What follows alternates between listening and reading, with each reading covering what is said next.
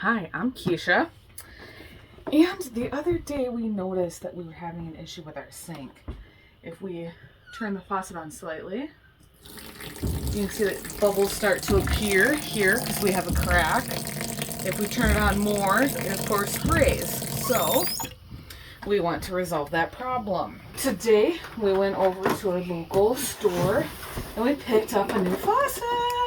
This is not just a replacement RV faucet, it's actually a residential unit faucet, but that's okay. We got this one because this nozzle actually comes down and you can spray it kind of where you want it to go, which is a lot better than just the standard water that just comes straight down from the regular faucet. So we figured we'd pick this up and install it since they had it in store. We also picked up two of these. The lady at the hardware store told us that this should work for what we're doing.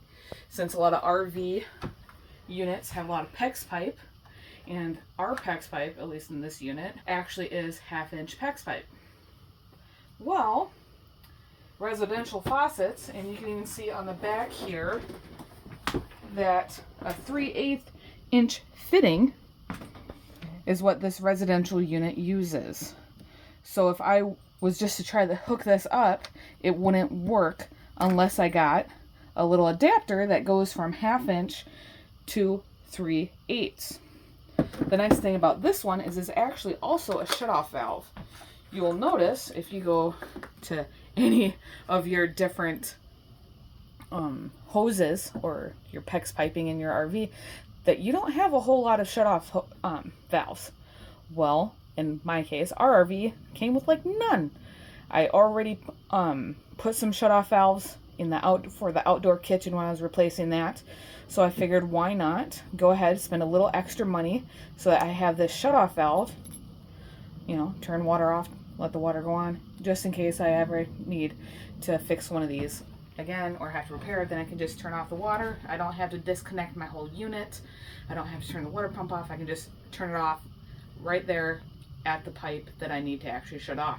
So you can do it that way, or you can just get the regular 1/2-inch to 3/8 fitting, but I decided to go with the shutoff valve because I like having that control. So we're gonna show you how this installation goes. We're gonna take this out of the box, we're gonna undo that one, and then we're gonna replace the faucet. Okay, so I open up the box, and I'll open up my other two little parts.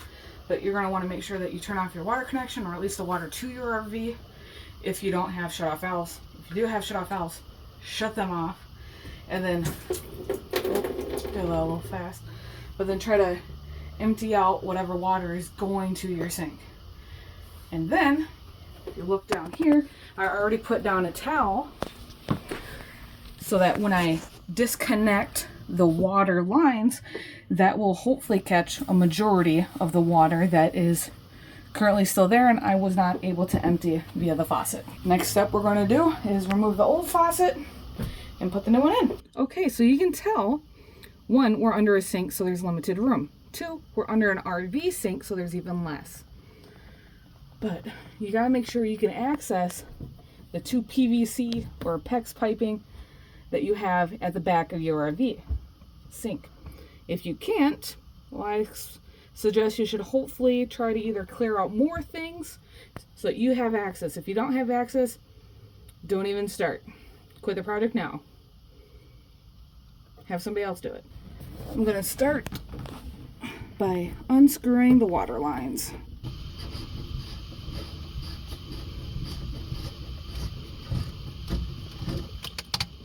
So now that we got the water lines disconnected, you might need a wrench or whatever if they're on a little too tight, just to loosen it a little bit. But then they should come off relatively quickly. The next step is to loosen up the faucet fasteners so we can actually remove that faucet. So that's what I'm going to do next.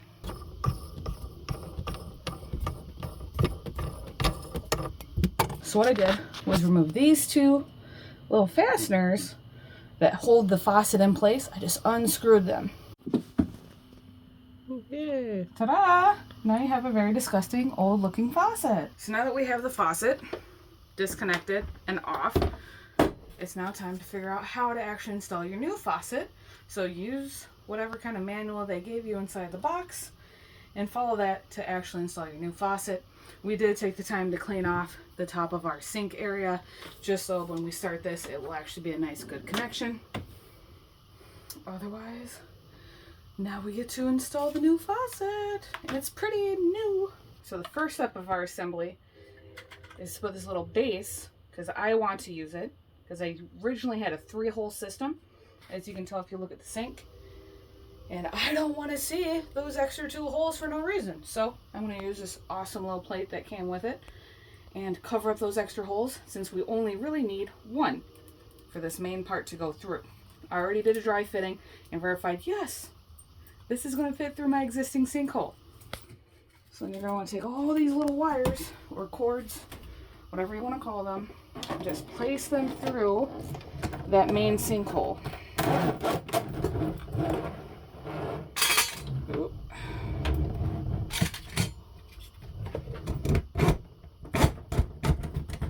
Okay, so that's step 1. And I did make sure before I bought this unit that this base was going to cover the base of the existing faucet. So before you buy one, make sure that's actually going to cover the holes. And make sure that you get a faucet that's a 1, 2, or 3 hole system. Make sure it actually is what you need to be replacing. If not, then you have to go back to the store and get a new one. No one wants to do that. So, step 1, install the faucet. Done. So remember how the old faucet had these, 2 of these to actually fasten it to the sink? Well, for this unit, I only have this one to go over that main cylinder. So next step is to install this part underneath the sink. Okay, so what I'm doing here is just getting the old cables and running them through this centerpiece one by one.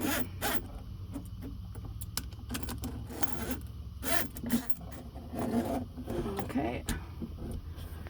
Now I'm going over the last little bit of one.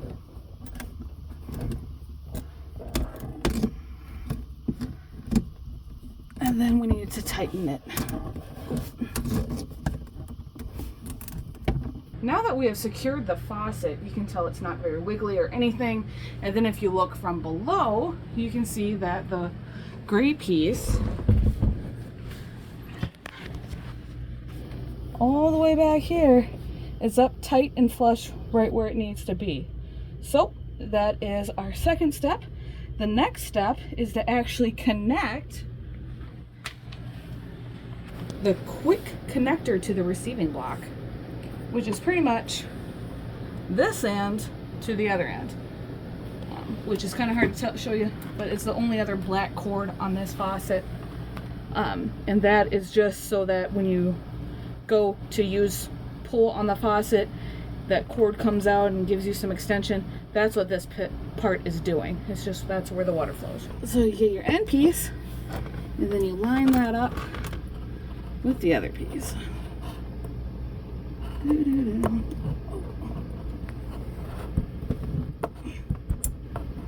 Okay, and then did you hear that click?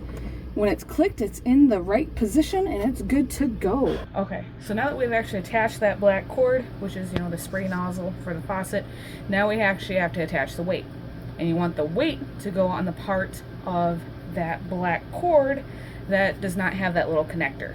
So, first we're going to put this on there where we want, and then we're going to put the weight right over top of it. Okay, so we don't want this piece with that connector.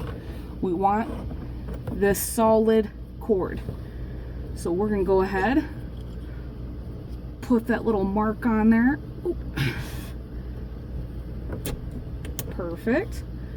And then we're just going to slide the weight right over that black spot. There you go. And that's just a weight to pull that spray nozzle back into the faucet. So the next part we have to do is actually connect the water from the faucet to our actual PEX pipe. Well, since I am upgrading and doing shark bite fittings, I'm actually going to snip my PEX pipe, okay, with this little tool, and then I'm going to push the PEX pipe into this 1/2 inch side fitting. Okay, eventually that will create a really nice Loctite area. You don't have to worry about threading, so it's really nice and easy. And then I actually do not need this part of this fitting since the faucet comes with them. I'm just going to screw the end part of the faucet, and I'll show you that part later, over this part, and then it should be ready to go. Okay, so I'm just pulling slightly on this PEX pipe we have here underneath the sink. I'm going to take my little cutting tool since I'm going to replace this 3/8 fitting for PEX pipe. I'm just going to snip it. But I actually got to move my right hand here so that when I do the snipping, that I don't lose the PEX pipe.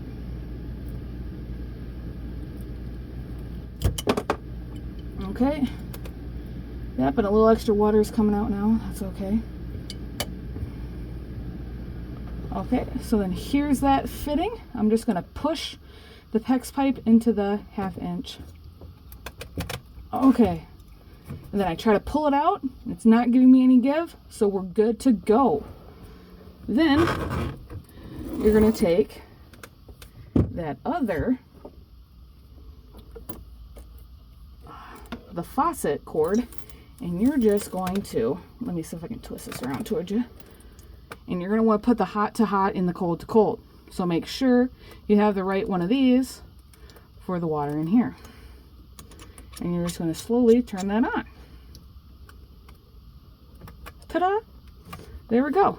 So now you have an updated faucet with a shutoff valve, just in case you ever need to do any of these repairs in the future. Now that we've hooked up both the hot and the cold water with those shutoff valves, now you can turn back on your water. We just turned on our water pump, or you can turn on your city water, whichever you have to do. And then test the faucet and make sure there's no leaks.